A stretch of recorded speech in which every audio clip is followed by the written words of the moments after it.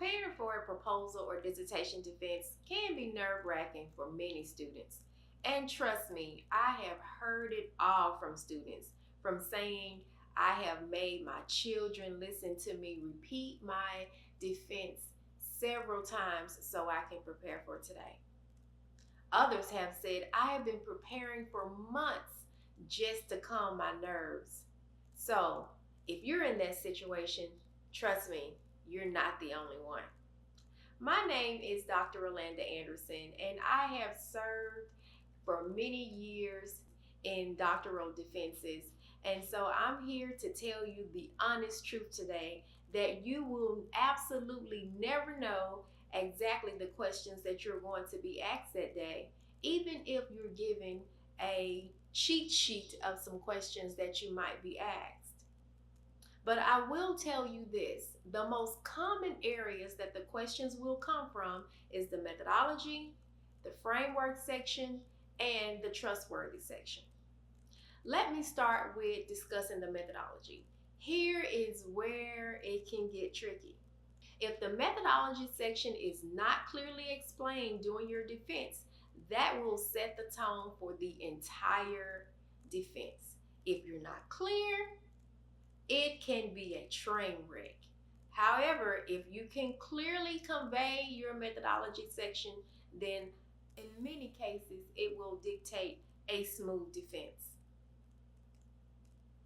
So let's say you're using the Braun and Clark 6 phases of thematic analysis, and they ask you to clearly state the phases and how you plan to implement those. That is an opportunity for you to state exactly how you're going to implement those phases into your research study, and make sure to not add any fluff. Be extremely clear.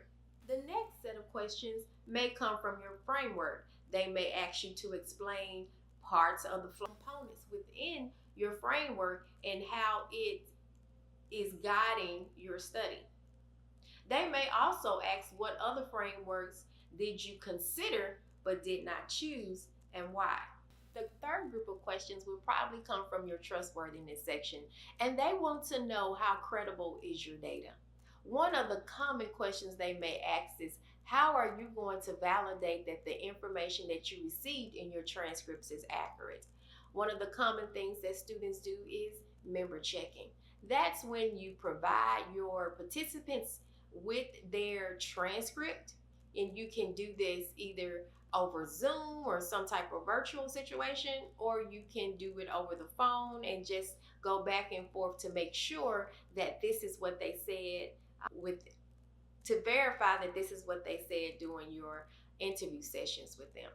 And make sure to not mix up member checking with member validation. And member validation is just you simply emailing that document back to your participant and saying, hey, is this what you said? And they verify with a simple yes or no, and then that's it. That's member validation. Member checking is when you actually go back and meet with that participant again, and you both go through the document together as a team.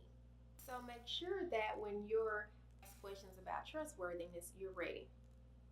Now, it is impossible to guess every question that you will be asked during the defense, and trust me, no one can. That's your 3 minutes. And if you want to walk in ready, knowing exactly what is coming, I've put together a defense question packet that has 60 questions that committees actually ask.